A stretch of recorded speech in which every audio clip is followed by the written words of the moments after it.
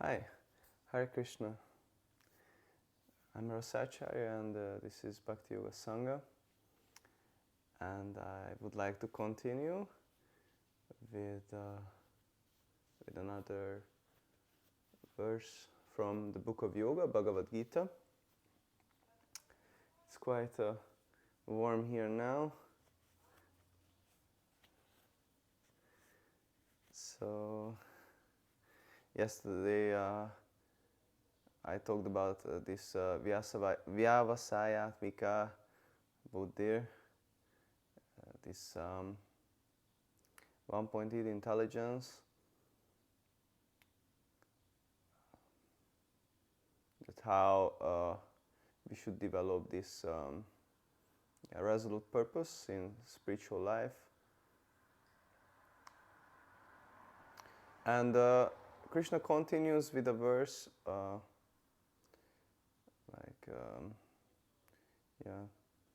there's one verse after that, and this is the second verse after the previous, which I talked about. So he says that those whose minds are attached to Bhoga, Aishvarya,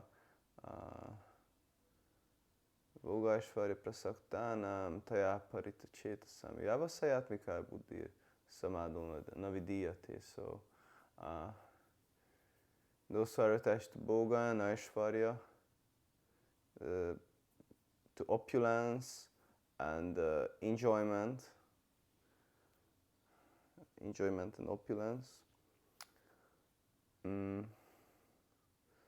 and thus they are bewildered by these things. The resolute purpose in Krishna consciousness, in spiritual life, this one-pointed intelligence, this doesn't develop. So basically Krishna is saying here that if you want to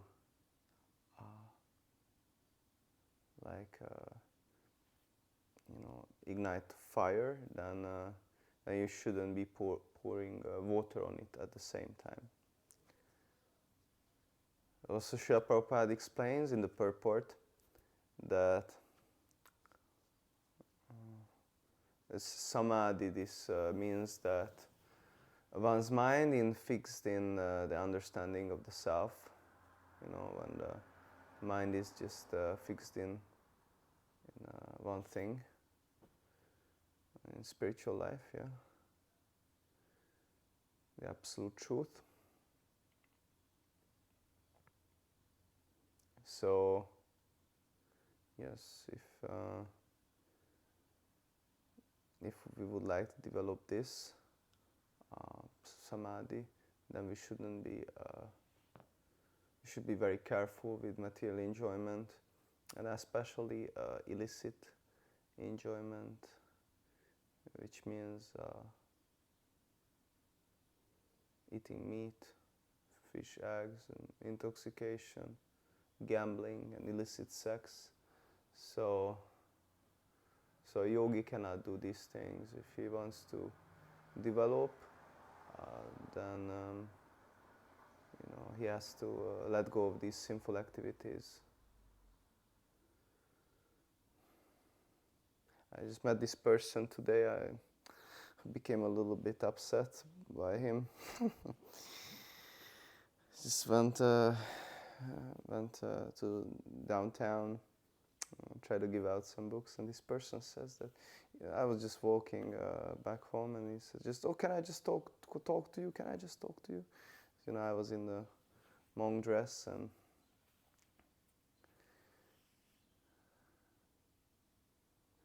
anyway, he had some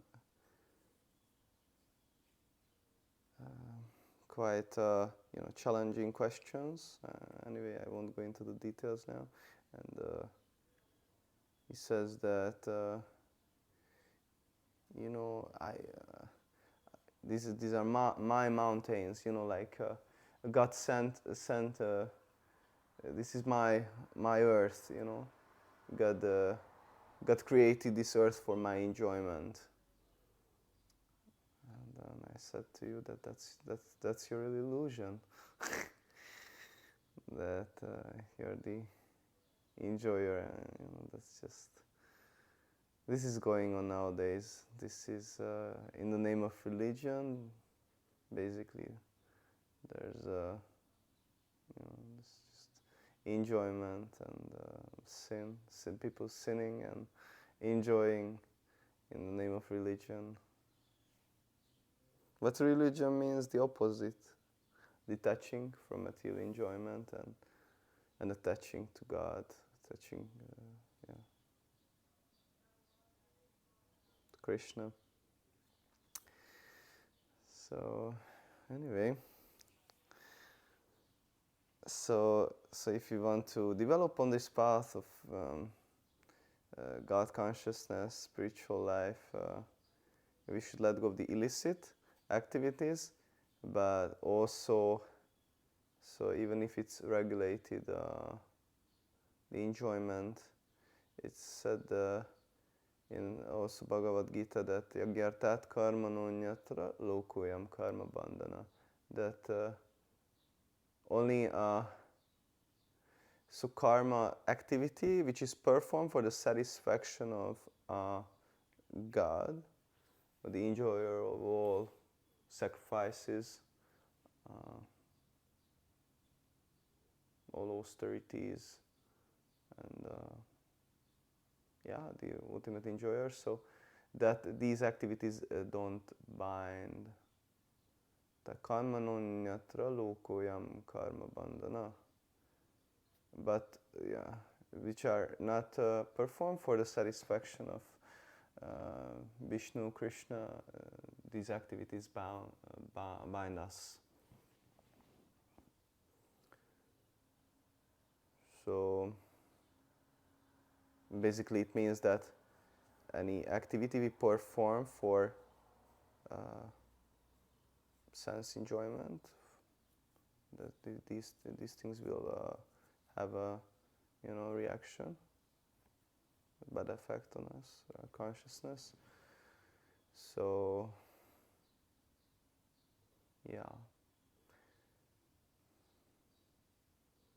that's why also brahmachari life is recommended in the beginning of life for every man, according to the Vedic injunctions. It said that from the age of 5 up to the age of 25, one should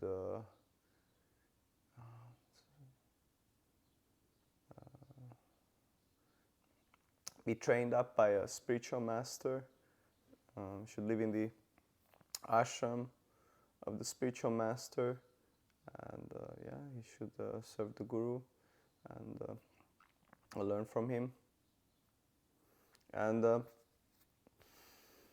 then it's recommended to stay there, stay brahmachari. But if one is not able to, one has a strong desire to marry, then there's no problem. He can marry and live grihastha life. Grihastha life is a license for sex, basically. Otherwise, there's no need for grihastha ashram. Brahmachari life is a very nice life. So no impediments, no botheration.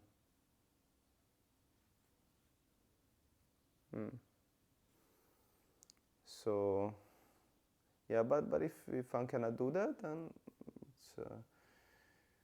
it's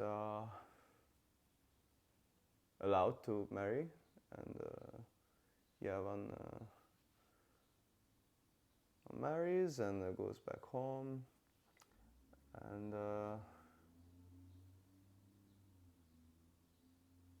and he can indulge in sex life by the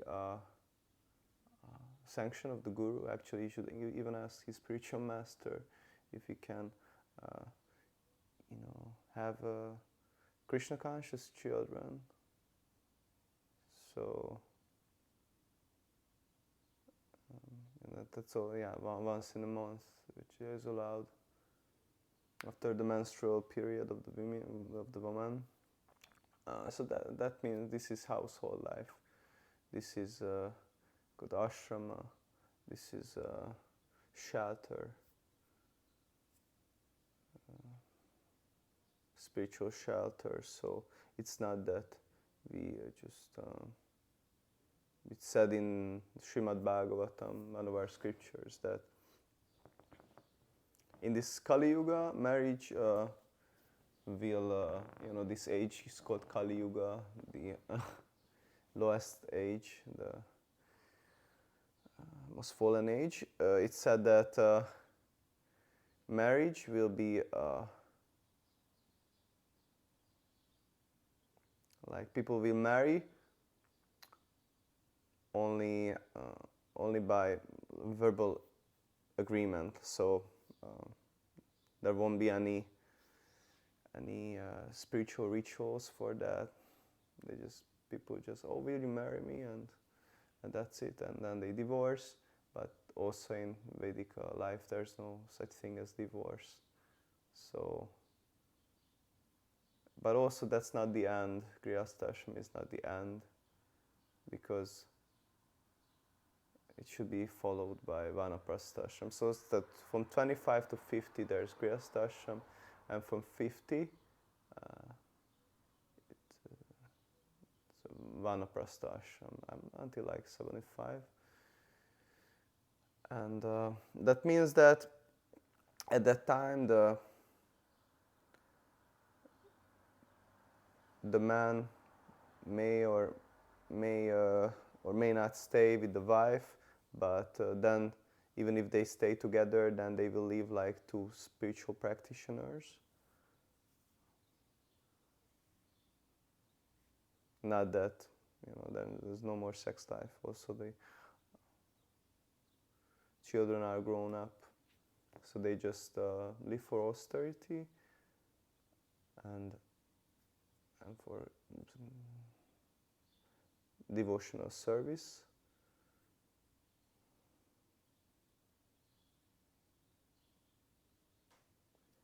Yes.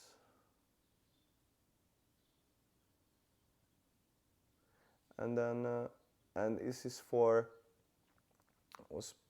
purifying the consciousness from the bodily conception of life. And then at the age of like 75, something like that, one who is very intellectually very much understands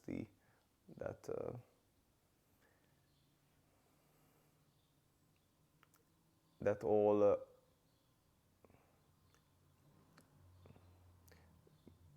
results of karma, like all results of karmic activities are miserable. So what to speak of just sex enjoyment in this world, or like drinking, even elevation to higher planets. We say there are these higher planets where devas, demigods live, and they have 10,000 times more enjoyment, 100,000 times more enjoyment, and longer lives. Even that is just ultimately miserable, because they're temporary and illusory. It's called Maya Sukha, the illusory happiness, and which is based on the bodily conception of life. So one who is fixed in such knowledge, he can take sannyas, which is the ultimate goal in the varnashram system. This is the Vedic system, Varna and Ashrama. And also there are the Varnas. Yeah, and the sannyasi, his goal is liberation and just complete surrender to God. So he detaches from all material enjoyment, and he cannot anymore, he's not allowed anymore to like have intimate association with women and these things. So, and the Varnas are Shudra, Vaishya, Kshatriya, and Brahmana. So Shudra is a manual worker, manual laborer. So yeah, whatever, working in a mine or just in a field. And the Vaishya is like a merchant, the salesman. Kshatriya is an administrator, kings, and Brahmana is the head of the society, is the spiritual teacher. Is the intelligent class. And we can see naturally that it's there in society, but we are not really aware of it and living according to it. Like following the rules, and also and all these varnas and ashramas have their particular duties. So, but it's different how Hindus interpret it nowadays. This caste system, which they think that it is based on birth, like, but it's not according to birth actually. It's according to, Krishna says, guna and karma, according to guna means karma means work, and guna means symptoms or that qualities. So what's his quality? If one is one's father is doctor, then it's not that he automatically becomes a doctor. He has to go to school and practice these things. So many people claim to be brahmanas while they eat meat and do all sorts of nonsense. So yeah, if we follow nicely this varnashram system and follow these regulative principles, and ultimately chant the Hare Krishna, Krishna Krishna, Hare Hare, Hare Rama, Rama Rama, Hare Hare mantra, then we can go back to Godhead and attain spiritual liberation. And that's it. That's the pure path.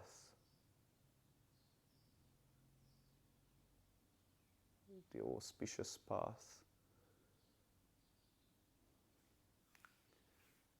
Without without speculation, without adding anything.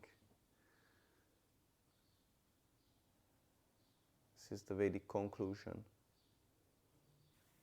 Others who claim to be Vedic, they may take parts from the Vedas and also twist the Vedas, like claiming that everything is one, and I am God and you are God, and yeah, that's not all right.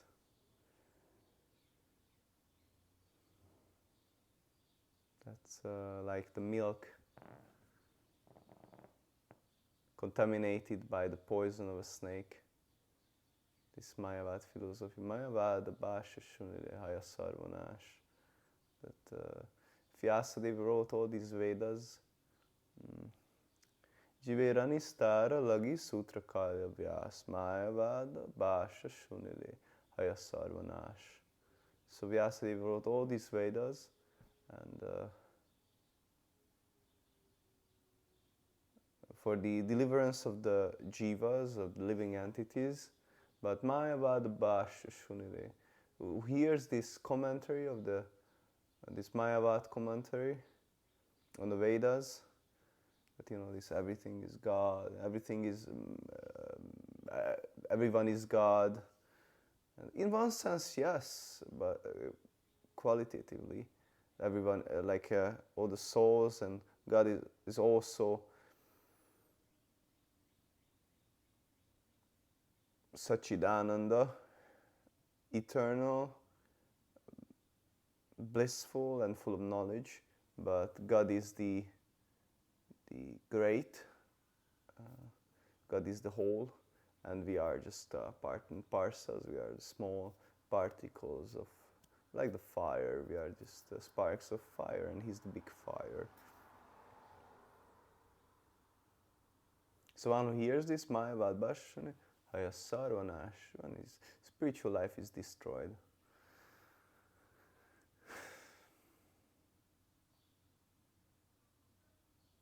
So we have to have the pure milk without contaminated by the poison. And for that we have to approach the authorities, the bona fide spiritual master, and the acharyas, the bona fide books. Srila Prabhupada has all these books, Bhagavad Gita as it is, Srimad Bhagavatam, Chaitanya Charitamrita, all these books.